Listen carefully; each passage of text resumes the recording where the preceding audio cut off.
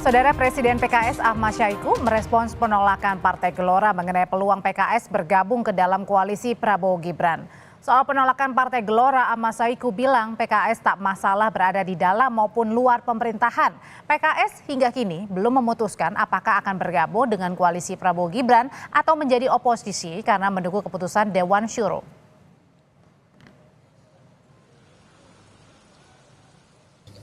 Bagi kami nggak masalah, mau di luar, di dalam, kami punya pengalaman tersendiri ya. Tetapi kebijakan untuk mengambil apakah itu di luar atau di dalam, koalisi atau oposisi, sekali lagi ini dalam ranah Majelis Syuro atau Badan Pekerja Majelis Syuro. Saya sebagai Presiden PKS akan melaksanakan apapun kebijakan yang akan diambil oleh Majelis Syuro. Tapi dari Pak Prabowo sendiri sebenarnya ada tawaran atau pendekatan ke PKS nggak sih Pak untuk mengajak masuk? Ya, ada komunikasi dengan Partai Gerindra, dengan Pak Prabowo ya. Ya mudah-mudahan nantilah pada akhirnya akan ada hal-hal yang mungkin akan diumumkan juga. Sebelumnya, Partai Gelora merespons PKS yang membuka kemungkinan berkoalisi dengan Prabowo Gibran. Wakil Ketua Umum Partai Gelora Fahri Hamzah mempersoalkan PKS mengapa kini hendak mendukung Prabowo padahal di Pilpres mendukung Anies Baswedan. Menurut saya persoalan teman-teman PKS adalah persoalan dengan dirinya sendiri, yaitu tentang ketiadaan pikiran dan gagasan sehingga melompat saja kepada gagasan lain yang sederhananya adalah kekuasaan eksekutif harus dibagi dan seolah-olah kekuasaan eksekutif itu adalah sumber daripada kemakmuran, pendapatan, ya. Sumber daya bagi partai, bisnis, perizinan dan sebagainya. Saya kira hal ini harus kita stop karena kita ingin menegakkan presidensialisme yang dipimpin oleh seorang presiden yang dipilih oleh rakyat. Wakil Presiden terpilih Gibran Rakabuming Raka belum mau buka suara mengenai susunan kabinet pemerintahan Prabowo mendatang, termasuk berapa komposisi antara kader partai dan juga kalangan profesional. Dan soal peluang PKS bergabung ke dalam pemerintahan Prabowo, Gibran hanya tersenyum dan bilang Prabowo yang akan menjawabnya. Nanti ditunggu aja untuk susunan komposisinya, ditunggu aja ya. Mas, untuk penegasan PKS apa tetap jadi bergabung ke koalisi pemerintahan? Itu nanti yang menjawab Pak Presiden terpilih saja. Siap, makasih.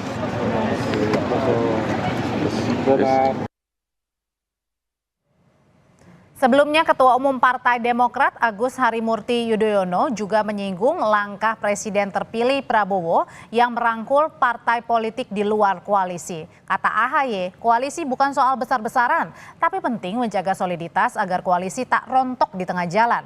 Pernyataan AHY ini muncul sehari sebelum Ketua Umum Nasdem Surya Paloh menemui Prabowo di kediamannya di Jalan Kartanegara, Jakarta Selatan. Semangatnya adalah bagus kalau memang semakin kuat koalisi itu, tetapi terus dipertimbangkan faktor-faktor lainnya, bahwa sekali lagi bukan hanya besar-besaran koalisi tetapi juga solid, kompak, setia, dalam arti juga tidak di tengah jalan kemudian masing-masing begitu. Karena dalam perjalanannya kita juga tahu awalnya kompak kemudian di tengah jalan bisa rontok satu persatu. Nah, inilah sebetulnya yang kita butuhkan, stabilitas koalisi.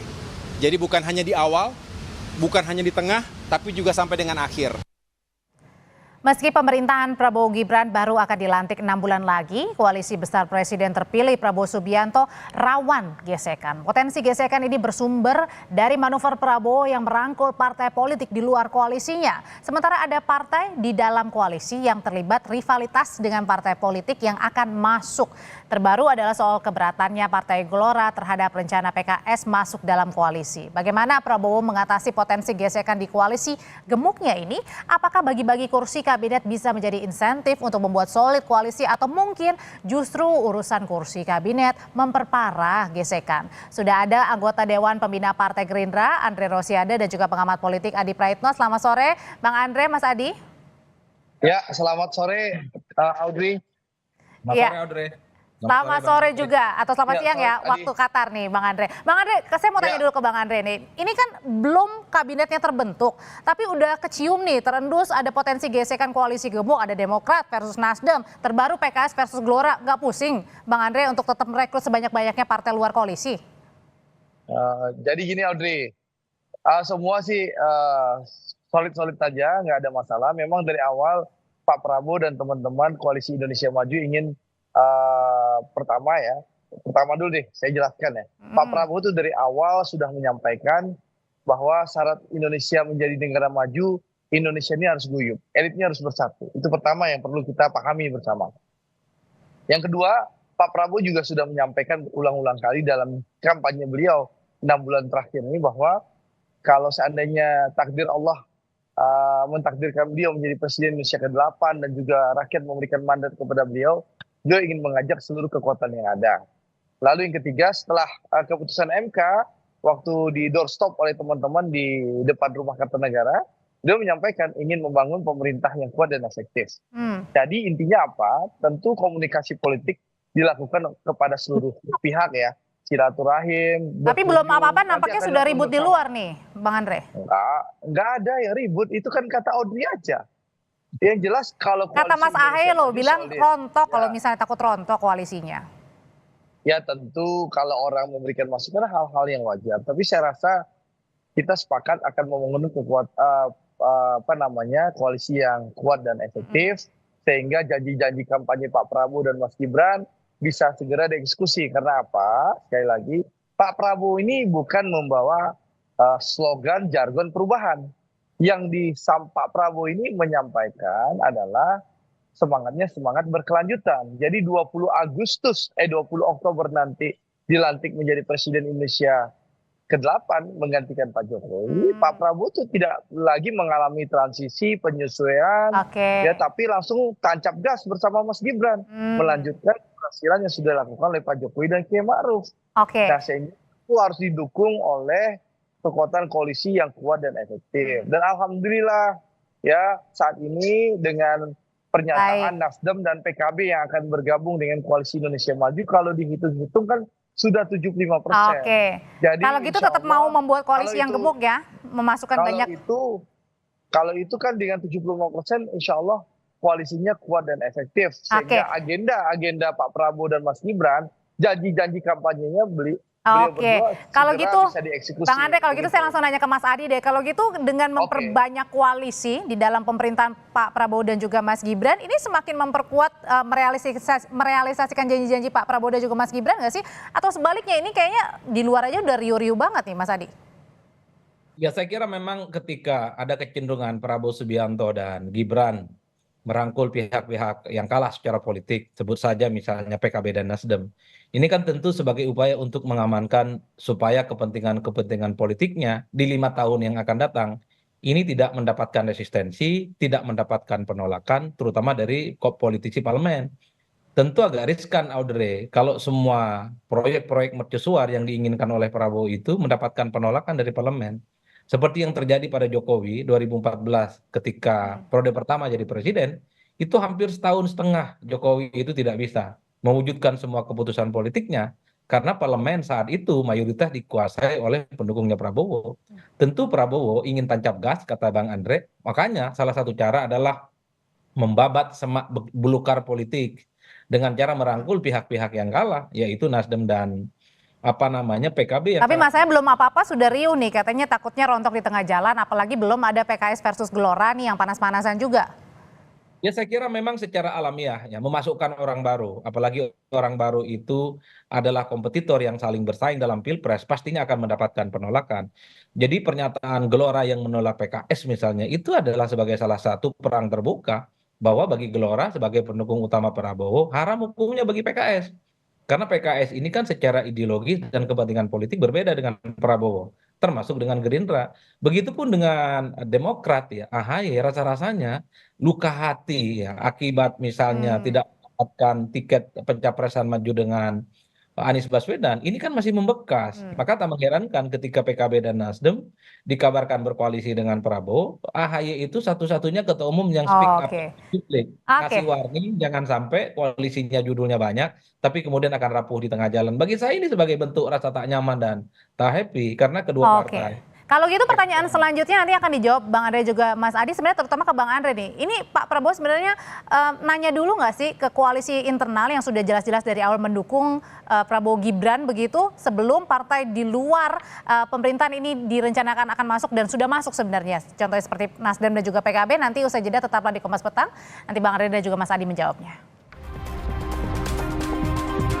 Sebenarnya kalau Pak Prabowo sudah konsultasi dulu nggak sih atau izin dulu ya kepada partai-partai koalisi pendukung dari awal gitu untuk merangkul sebanyak mungkin parpol lain. Contohnya yang terakhir ada Nasdem, PKB. Ya, jadi kan begini, kita kan sudah sepakat dari awal bahwa Pak Prabowo ingin membangun kekuatan yang kuat dan efektif. Jadi tentu komunikasi politik sudah dilakukan dengan teman-teman koalisi ya. Dan sekali lagi tidak ada masalah sebenarnya Audrey ya, dan alhamdulillah dengan pernyataan bergabungnya Nasdem dan PKB kan harapan tadi disampaikan Adi kan jelas bahwa Pak Prabowo ingin bagaimana agenda-agenda beliau, janji kampanye beliau bisa dieksekusi, kan itu harapannya. Jadi saya rasa tidak ada masalah Audrey. Jadi menurut saya yang tidak ada masalah tidak usah dibahas itu loh. Karena Tapi memang karena tadi kata Mas Adi bilang mungkin Mas AHY ini masih panas dengan waktu itu tidak jadi cawapres ya. enggak ada, itu kan pernyataan Mas Ahaye mengingatkan koalisi itu harus solid ke depan. Jadi tidak ada yang perlu dipermasalahkan. Koalisi ini sangat solid ya.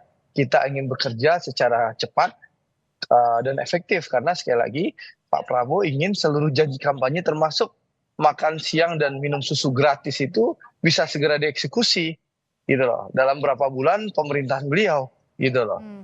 Jadi ini yang perlu dipahami oleh publik.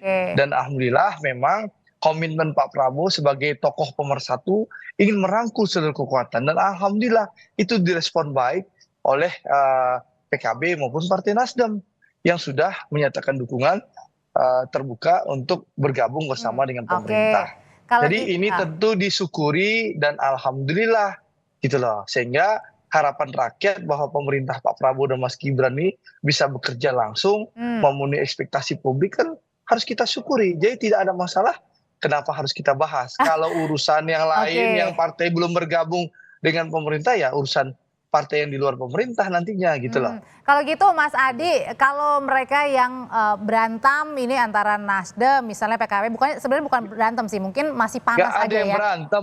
Iya, jadi masih panas aja. Jangan hal yang tidak ada dibikin mengada-ngada gitu loh. Ini kan pernyataan Mas Ahaye sekedar memberikan masukan yang baik gitu loh. Kita koalisi harus kuat, solid dan kompak.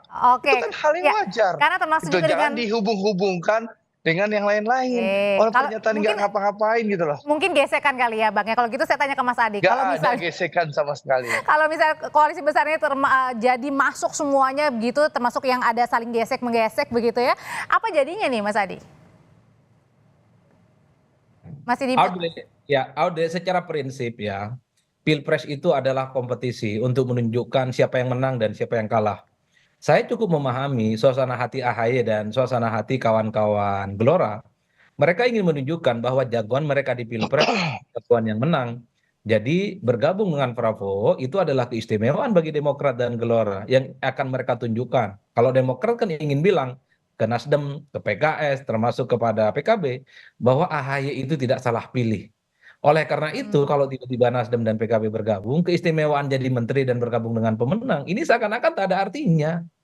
Termasuk Gelora, kan ingin buktikan kepada PKS bahwa pilihan dan dukungan politik Gelora mendukung Prabowo Subianto adalah pilihan yang rasional dan menang. Dan Gelora ingin menunjukkan bahwa Gelora akan bergabung dengan penguasa selama 5 tahun yang akan datang. Kalau tiba-tiba PKS bergabung, keistimewaan, kemewahan, dan dignity Gelora menjadi bagian dari Prabowo Subianto, itu sama saja karena PKS yang kalah pun, Nasdem yang kalah pun, PKB yang kalah pun juga bisa menikmati kekuasaan politik. Ini yang Oke. sepertinya saya lihat menimbulkan resistensi dan Nah, sikap politik yang menurut saya sebenarnya sebagai bentuk kalau penolakan. parpol-parpol last minute baru masuk nih, apakah nanti juga akan mempengaruhi untuk mengatasi gesekan dengan susunan proporsi kabinet? Pastinya akan mempengaruhi. Ini kan ibarat koalisi kalau penuh sesak tentu tidak nyaman ya secara psikologi politik. Belum lagi misalnya ideologi dan kepentingan politik mereka per hari ini itu belum melebur satu sama yang lain. PKB itu masih menitipkan 8 agenda perubahan. Hmm. Saya kira itu bukan sesuatu yang gampang. Saya masih ingat loh, Caimin itu adalah orang yang menolak berpindahnya IKN. Iya kan, Oh, oke. infrastruktur juga dianggap sebagai proyek ugal-ugalan. Kalau tiba-tiba berkoalisi dan bergabung tanpa ada pertaubatan secara ideologi politik, tentu ini agak aneh. Oleh karena itu, sekalipun partai-partai yang kalah dalam pemilu ini ingin diajak berkoalisi, bergabung dengan Prabowo Subianto, mereka harus diminta untuk melakukan klarifikasi dan pertaubatan bahwa mereka tidak punya agenda apapun dan hanya akan Oke. mendukung semua agenda politik yang sudah dibuat oleh Prabowo dan Gibran. Oke, kalau Nasdem kan sudah kelihatan memang sudah masuk ya, akan kerjasama begitu kata Pak Surya bilang. Kemudian juga PKS nggak tahu nih akan masuk atau enggak. Tapi kalau keduanya masuk, nanti gimana komunikasinya? Atau jangan-jangan sudah berkomunikasi juga dengan Golkar, dengan PAN, Bang Andre?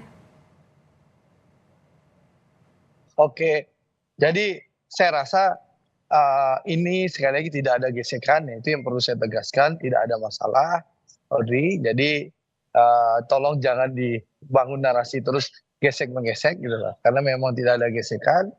Itu yang pertama. Yang kedua, soal komunikasi tentu Pak Prabowo punya cara dan jalur untuk berkomunikasi dengan seluruh ketua umum partai-partai politik yang ada, baik di koalisi kami maupun yang bergabung dalam koalisi kami yang baru, begitu.